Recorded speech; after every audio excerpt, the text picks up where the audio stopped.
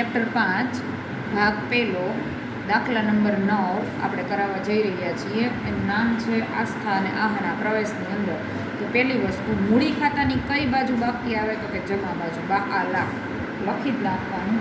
આસ્થામાં 76,000 અને 48,408. અને રોકડ ખાતાની કઈ બાજુ લખવાનું તો કે ઉધાર બાજુ. બાકી આગળ લાવ્યા. તો એ બાકી ક્યાંથી લખી એ તમને એકવાર બતાવી દો. આ મૂડી ખાતાની આ બાજુ, બરાબર. રોકડ ને બેંકની આ બાજુ ચેક કરવાનું. કાં રોકડ શબ્દ હશે, કાં રોકડ ને બેંક શબ્દ હશે, ને ખાલી બેંક હશે, કાં બે ભેગાય હશે, બરાબર. એટલે એ જ લખવાનું. કેટલા છે તો કે 16 છે. તો એ મેં અહીંયા લખી દીધું. ખબર પડે છે શું કરીએ છીએ. હવે આપણે ઓલરેડી હવાલ તો ટીક કર્યા જ હોય. હવે આપણે ચાલુ કરીએ. એ પહેલાં એક વસ્તુ, આપણે જ્યારે પણ દાખલો કરીએ ને ત્યારે આપણે પહેલાં ગણતરી કરી લેવાની. ગણતરી કઈ કરવાની તો કે ત્યાગની. ત્યાગના સૂત્ર માટે જૂનો ભાગ. જૂનો ભાગ આપણને આપ્યો છે તો કે નહીં, તો 1/1 ન આપ્યો હોય ત્યારે, બરાબર. આપ્યો હોય તો લખવાનું. નવો ભાગ છે તો એ પણ જોઈ લઈએ તો કે આ છે ને અહીં લખ્યું જો 4/3/3. બીજો હવાલો છે, હવાલા નંબર 2, 4/3/3. હવે આનું ત્યાગનું પ્રમાણ. તો ત્યાગનું પ્રમાણનું સૂત્ર કયું છે તો કે જૂનો ભાગ માઇનસ નવો ભાગ. પેલું નામ છે આસ્થા. 1/2 માઇનસ 4/9. કેવી રીતે આવ્યા? 1/1 આપણે નહોતું આપ્યું એટલે, બરાબર. નવું પ્રમાણ આપ્યું 4/3/3. હવાલા નંબર 2, 4 ને 3 7 7, 4 5 6 7 8 9 10. જો ધ્યાન રાખજો, સ્પીડની અંદર 9 લખી નાખતા નહીં, બરાબર. અહીં 10 આવે. 10 એકુ 10, 4 દુ 8, 10 દુ 20. 10માંથી 8 જાય તો 2 વધે. આસ્થા. હવે આહનાનો જૂનો ભાગ 1/2, પણ એમાં માઇનસ 3/10. 10 એકુ 10, 2 તેરી 6, 10 દુ 20. એટલે આ કેટલા આવે? 10માં 6 જાય તો 4, બરાબર. તો પ્રમાણ આવે ભાઈ 2/4. આને શોર્ટ કરવું હોય તો થાય 1/2, પણ આપણે એમાં ઉતરવું નથી, કેમ કે વિદ્યાર્થી કદાચ એમાં ભૂલ કરે તો, એટલે મેં આમ જ રાખ્યું છે 1/2. સમજાણ? આ ત્યાગનું પ્રમાણ. આ કોના માટે મહેનત કરી? પાઘડી માટે, બીજા એકે માટે નહીં. તમારા હવાલા છે ને યાદ આમનોંધ યાદ જ રાખી લેવાની. પહેલી આમનોંધ કઈ આવે તો કે રોકડ ખાતે ઉધાર. કેમ? કોઈ પણ ભાગીદાર આવે, આપણે એમને એન્ટ્રી ન આપી, પૈસા લઈને આવે તો જ આપીએ, બરાબર. જેમ કે તમે પ્રવેશ કરો સ્કૂલની અંદર, તમારી પાસેથી ફી લેવામાં આવે ને, બરાબર. અમુક કોઈ 5% જે બાદ કરીએ, એવી રીતે. મૂડી કેટલી તો કે 80,000. મૂડી લાવે ને અહીંયા લખવાની. રોકડ ખાતે ઉધાર તે જે વ્યક્તિ નવું આવતું હોય ને એનું નામ. સોનું આવતું હોય સોનું, બરાબર. ચાંદી આવતું હોય ચાંદી, જે આવતું. હવે પહેલો હવાલો પહેલું સમજાઈ ગયું. પહેલા હવાલામાંથી આપણે જે કંઈ આ સોલ્વ કર્યું ખબર પડી, બરાબર. દરેક દાખલાની અંદર પહેલો કે બીજો કે ત્રીજો ગમે ત્યાં મૂડી તો આપેલી જશે. એની આવી રીતે જ થાય. આ ફર્નિચર લઈને આવતા હોય તો વાત અલગ છે, એ સમજાવીશ. પણ મૂડી લઈને જ મોસ્ટ ઓફ આવતા હોય તો રોકડ ખાતે ઉધાર તે ખાલી જગ્યાની મૂડી. ખાલી જગ્યા એટલે અહીં કોણ આવે? નવો ભાગીદાર. હવે મગજમાં ઉતરે છે નવા ભાગીદારની મૂડી. બીજો હવાલો, જો તમને પાઘડી આપેલી જશે તો એ કેવી રીતે લાવે જોઈ લેવાનું. તો કે રોકડ ખાતે ઉધાર તે પાઘડીના પ્રીમિયમ ખાતે. આ બીજી આમનું કેટલા લાવે તો કે 7200. પહેલા હવાલામાં આપેલું છે. ત્રીજું, પાઘડીનું પ્રીમિયમ જમા કર્યું તો શું કરવાનું? ઉધાર. ઘણા આવી રીતે લખાવે છે, રોકડ ખાતે ઉધાર તે સોનુની મૂડી તે પાઘડીના પ્રીમિયમ. સાચું જ છે, ખોટું કંઈ નથી, પણ મારી સ્ટાઇલ આ રીતે છે કે બે અલગ અલગ લખાવું જેથી વિદ્યાર્થીને ખબર પડે. ઘણી વખત પાઘડી પ્રીમિયમની હમણાં જો આના પછી એન્ટ્રી આવશે, તમને ઓલું નહીં સમજાય. તે કોના ખાતે આવે તો કે કયા ભાગીદાર જૂના હોય? આસ્થાના મૂડી ખાતે અને આહનાના મૂડી ખાતે. આ 7200 રહ્યા એને કયા પ્રમાણમાં વેચવાનું એના માટે જ આ ગોઈતું છે. 2/4, 4 ને 2 6, 7200 બરાબર ભાંગ્યા 6 ગુણ્યા 2. આમ જ કરાવ્યું હતું ને, બરાબર.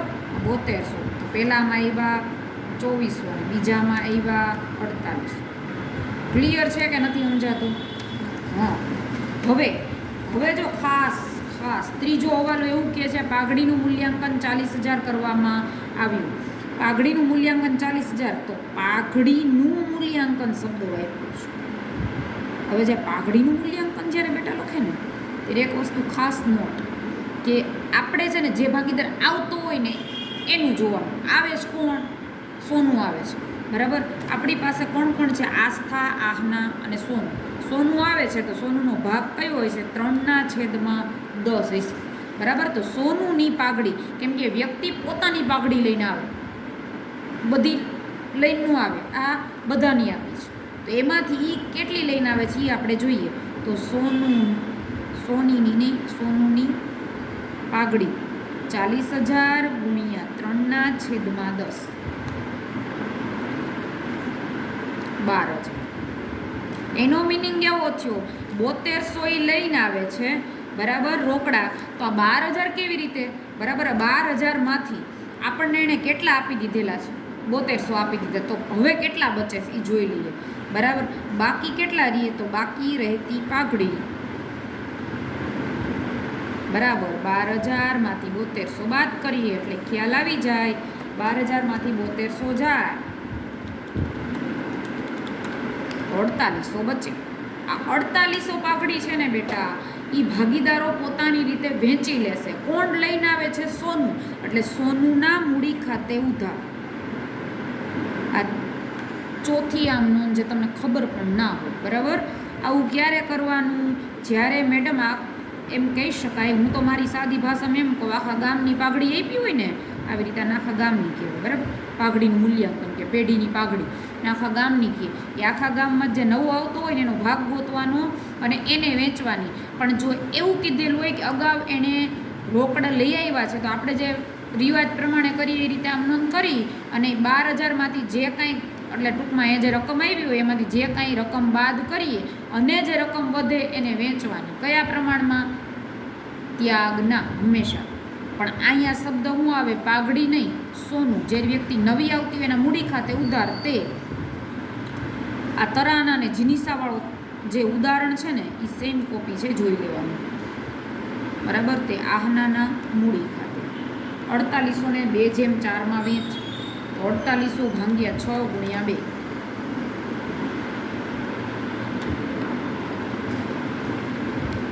ક્લિયર છે પોઈન્ટ?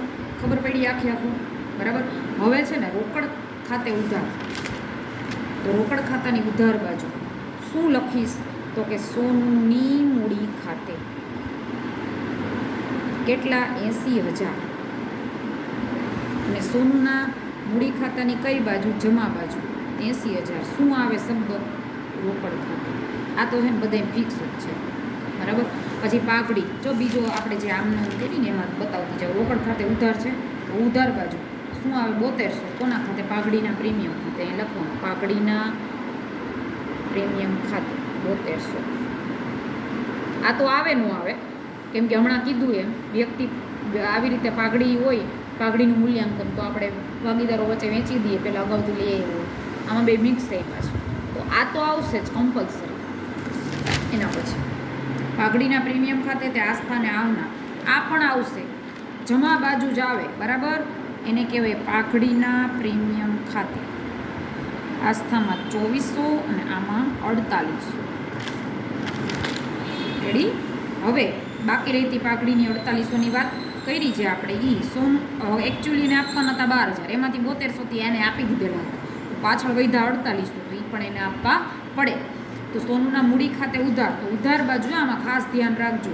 હવે તમે મેડમ એવું કહેતા હતા કે ઉધાર બાજુ હોય તો ઉધાર બાજુ લખવાનું, રકમ એની લખવાની, નામ એનું ન આવે. આવું આપણે ખતવણીમાં શીખી ગયા, બરાબર. 11મા ધોરણમાં આવે છે ખાતા ખતવણી, એની અંદર. તો સોનુના મૂડી ખાતે ઉધાર. તો હા ભાઈ, સોનુના મૂડી ખાતાની ઉધાર બાજુ જ લખીશ, 4800 જ લખીશ. પણ આ બેયના નામ આવે. તો હવે આવું કેમ ભેગું કરું? જે વિદ્યાર્થી ન સમજાય ને તો એને ટ્રીક કહું કે આવું ભેગું કરતાં ન આવડે ને તો પાઘડીના પ્રીમિયમ કરીને બે બાજુ લખી નાખો તો બી ચાલે.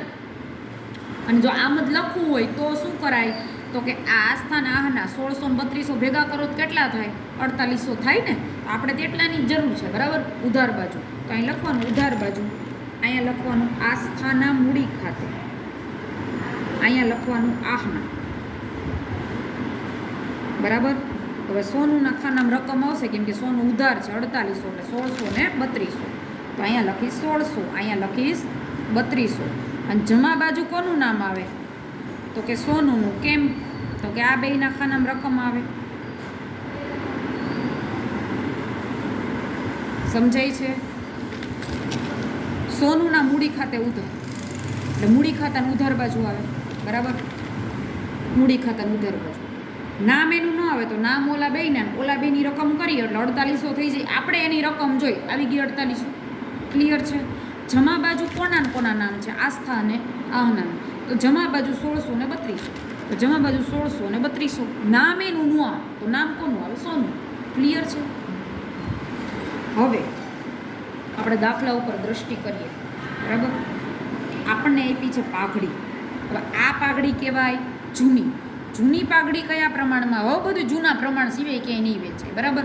એક નવી પાઘડી જ ત્યાગના પ્રમાણમાં વેચાય, પણ એ પણ તમને નવું પ્રમાણ ન આપ્યું હોય તો જૂનું જ ત્યાગનું બને આવું, બરાબર. આ MCQ પણ આવશે. પાઘડી અહીં લખીશ પાઘડી કેટલા છે? 8400 જૂના પ્રમાણમાં. તો આપણી પાસે જૂનું પ્રમાણ છે નહીં ભાઈ, એટલે આપણે ભાંગ્યા 2 કરીને વાર્તા પૂરી કરીએ. 4200. હવે આપ્યા જમીન મકાન 40000, બરાબર. પણ એમાં હવાલો બહુ અઘરો છે. જમીન મકાનની ચોપડે કિંમત તેની બજાર કિંમત કરતાં 20% ઓછી છે, બરાબર. બજાર કિંમત કરતાં 20% ઓછી છે. આપણને ખબર જ નથી એકચ્યુઅલી છે શું કરવાનું. તો આમાં કાંઈ ન હોય. પહેલાં તો અહીંયા આવે જમીન મકાન.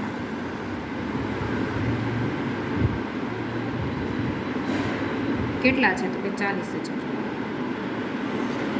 એના કરતાં 20% ઓછી, એટલે 20% ઓછી એટલે ધારો કે 100 હોય તો 20 બાદ થાય તો કેટલા વધે? 80 વધે. તો 80 એ 100 તો 40000 એ કેટલા? આવી ટ્રીક બને, બરાબર. તો 40000 ગુણ્યા 100 કરવા પડે, ભાંગ્યા 80 કરાય એટલે 50000 આવે, બરાબર. 80 એ 100 કેવી રીતે કર્યા? તો કે આપણને છે ને બજાર કિંમત કરતાં 20% ઓછી કીધી. તો આપણને ખબર નથી બજાર કિંમતનું શું છે, બરાબર. આપણે ધાર્યા 100 ઓછી એટલે 20 કેવા કર્યા? માઇનસ. એટલે 80, 100માંથી 20 જાય કેટલા વધે? 80. તો 80 એ 100 હોય, આપણને આપ્યા જ કેટલા? 40000 એ કેટલા આવ્યા? 50000, બરાબર. જો અહીંયા આવ્યા કેલ્શિયમ. તો વધારો થયો ઘટાડો? તો પહેલાં કરતાં વધ્યા ભાઈ. કેટલા વધ્યા? 10000. આ સમજાણું? જો તમને એમ કહે ને કે બજાર કિંમત કરતાં વધુ છે તો પ્લસ કરવાનું. જો તમને ધારો કે એમ કીધું હોય કે બજાર કિંમત કરતાં 20% વધુ છે તો 100માં 20 ઉમેરો એટલે કેટલા થાય? 120. તો 120 એ 100, તો જે રકમ આપી હોય એને કેટલા? ક્લિયર? જો તમને એમ કે ઓછી તો 100માંથી 20 માઇનસ કરવાનું, તો 80 એ 100 તો આપેલી કિંમતે કેટલા? ક્લિયર? સાવ ઇઝી કરાવી દીધું. હવે પ્લસ તો કેવી અસર? ઊંધી અસર. કઈ બાજુ કહેવાય? ઉધાર. તો આપણે કઈ બાજુ લખશું? પુનઃ મૂલ્યાંકનની જમા બાજુ. આ એક જ ખાતું લાગુ પડશે હો ભાઈ. અહીંયા લખવાનું જમીન મકાન ખાતે 10000. હવે યંત્રોમાં હવાલો છે? નથી. લખી નાખો, હાલો કોપી પેસ્ટ. 32000. રોકાણો હવાલો છે, તોય હું તો લખાવીશ. કેટલા? 20000ના છે. રોકાણો બહુ ઇમ્પોર્ટન્ટ છે. રોકાણો 19200માં હવાલા નંબર 5 એવું કહે છે આહના લઈ જશે. 19200માં લઈ જશે. તો અહીંયા માઇનસ થાય ને, લઈ જાય આની પાસે. કોણ લઈ જાય છે? આહના પાસે રોકાણો આવે કે જાય? આવે તો ઉધાર 19200. આ પછી કરીએ. આહના લઈ જાય તો આહના પાસે આવે તો ઉધાર. તો આહનાના ખાનામાં 19200 શું લઈને જાય છે? રોકાણો. એટલે અહીં લખવાનું રોકાણોનું ખાતું.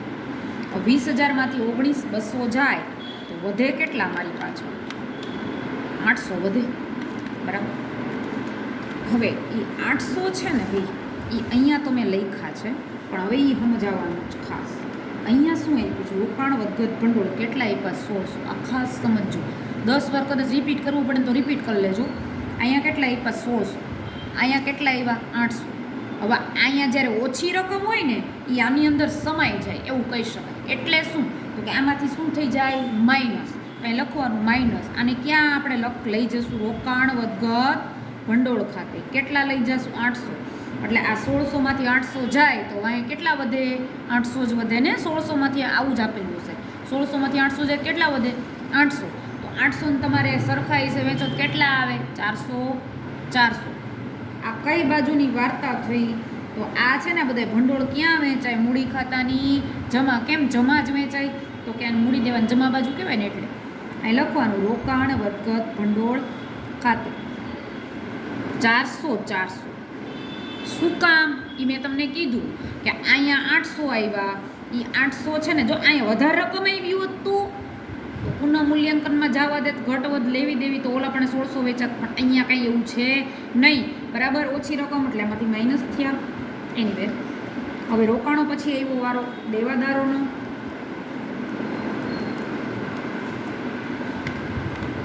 દેવાદારોમાં હવાલો છે?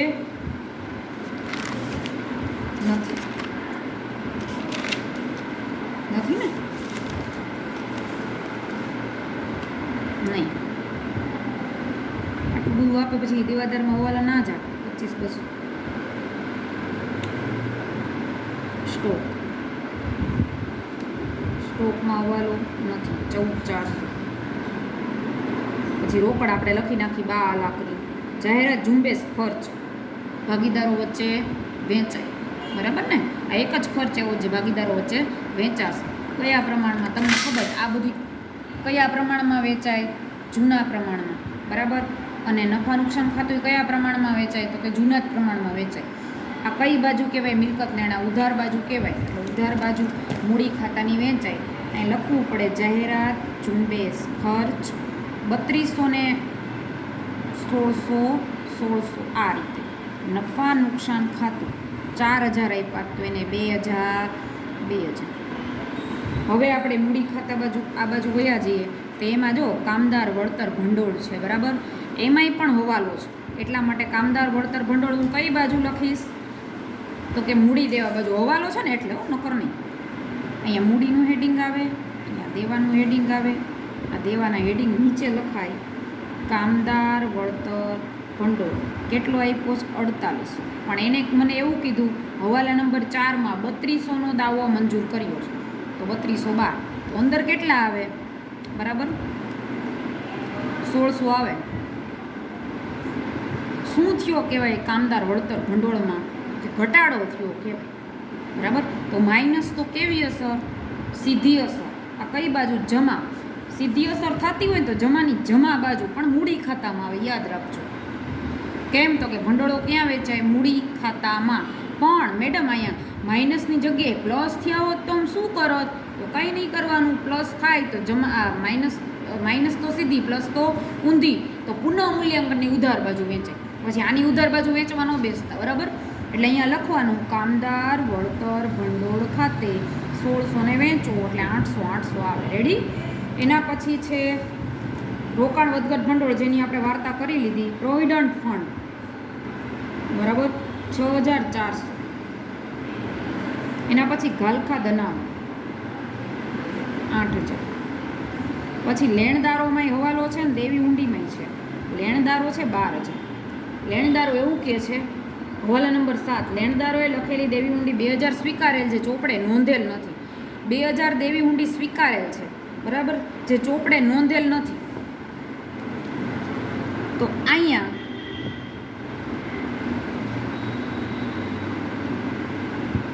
જો તમને એક હવાલો આ ઉદાહરણ તમને બતાવી દઉં એટલે તમને ખ્યાલ આવે કે મેડમ ક્યારના બોલેલું ને કે છે શું.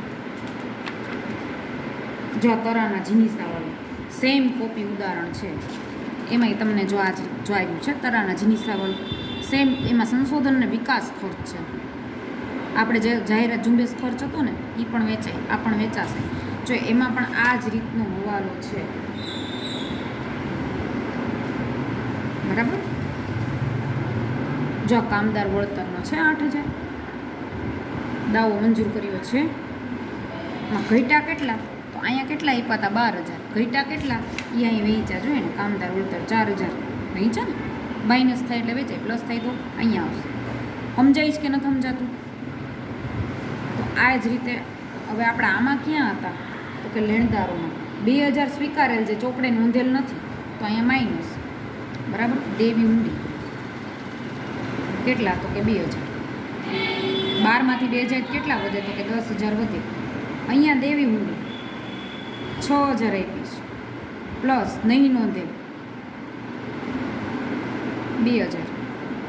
આને સિદ્ધાંતની ભૂલ કહેવાય. જો તમે આ હવાલો ભૂલી જાઓ તો એ આન્સર આવી જાય. એનું રીઝન છે અહીંયા માઇનસ થયું અને અહીંયા પ્લસ થયું, હતું નહીં એનું થઈ ગયું, સરવાળો સરખો જ આવી ગયો. તમને એમ થાય મારી ભૂલ છે? નહીં, મેં તો બોર્ડમાં પૂરેપૂરું પેપર લખ્યું હતું, ભલે અહીંયા ભૂલ થઈ ગઈ. બરાબર. આને કહેવાય સિદ્ધાંતની ભૂલ.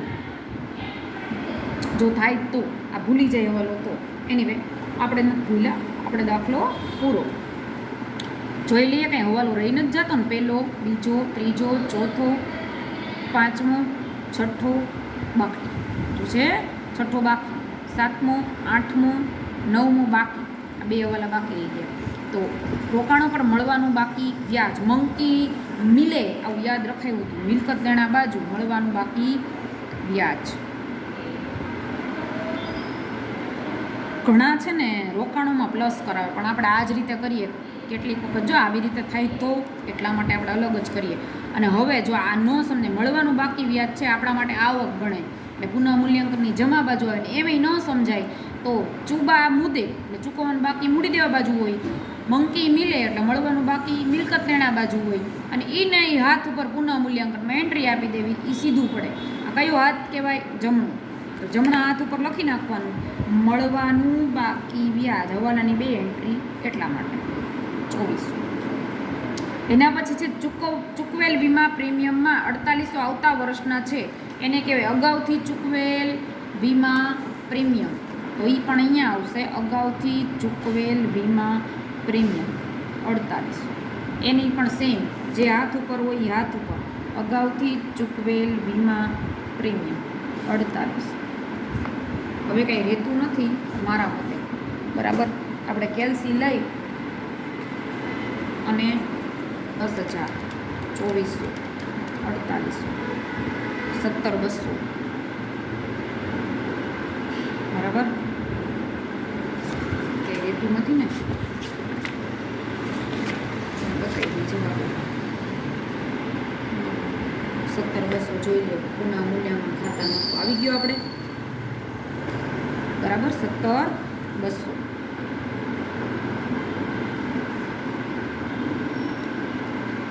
અહીંયા લખવાનું પુનઃ મૂલ્યાંકન નફો,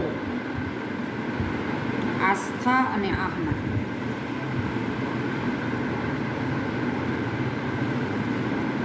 આ 17,200 ભાંગ્યા કેટલા કરવાના? 2. 8600, 8600. ઉધાર તો અહીંયા જમા આવશે. લખવાનું પુનઃ મૂલ્યાંકન નફો 8600, 8600. હવે 3 સ્ટોપ કરી દઈએ. બરાબર. આ 80,000માં તો અહીં 80,000 જ આવે, અને આની બાકી હંમેશા તમને ખબર જ છે ભાઈ કે આમાં જમા બાજુ ટોટલ કરવાનું, ઉધાર બાજુ જ બહાર લઈ ગયા થાય. આ ચાલુ ખાતું નથી. આ કયું છે? મૂડી ખાતું. 80,000માંથી કેટલા બાદ કરવાના? કે 1600, 3200, 75,200. એના પછી આ બાજુ આસ્થામાં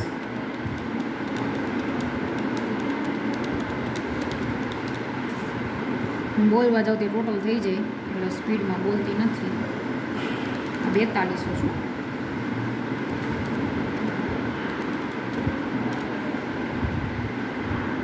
82,000, 89,800.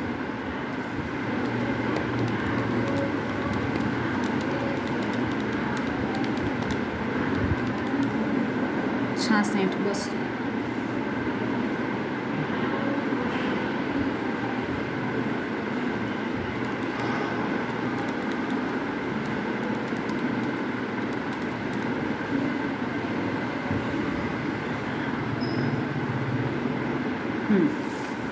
ક્યાં આવશે? તો કે અહીંયા આવશે.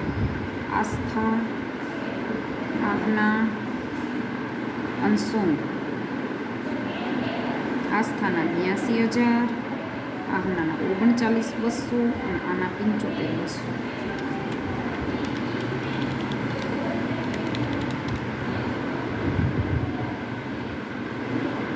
હવે છે રોકડ ખાતાનું પેક કરશું ને એની બાકી હંમેશા આ બાજુ નીકળે, મૂડીથી ઊંધું.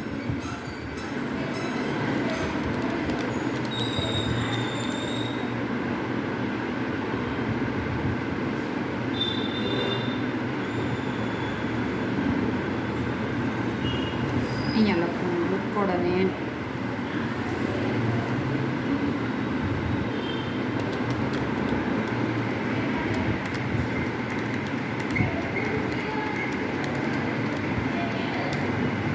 ચલો 2,32,000 બંને બાજુ આવી જશે.